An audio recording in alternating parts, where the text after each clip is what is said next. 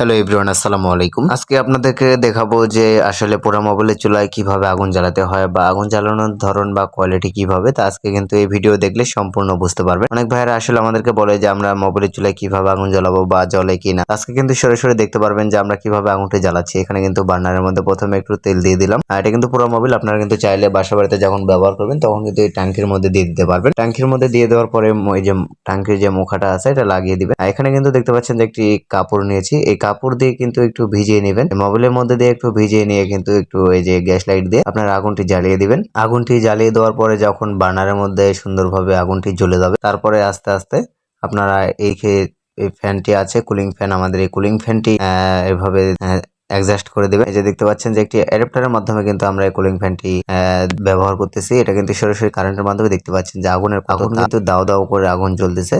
এই যে দেখেন কত সুন্দর একটি সেটআপ। এই সেটআপে কিন্তু রেগুলেটর সিস্টেম আছে। আপনারা চাইলে রেগুলেটরের মাধ্যমে আগুন কমাতে পারেন, চাইলে কিন্তু বাড়াতেও পারবেন।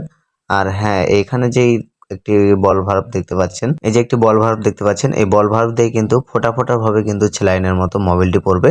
আর এই যে দেখতে পাচ্ছেন যে বার্নার, এই বার্নারের মধ্যে কিন্তু এইভাবে আগুন দাও দাও করে জ্বলবে।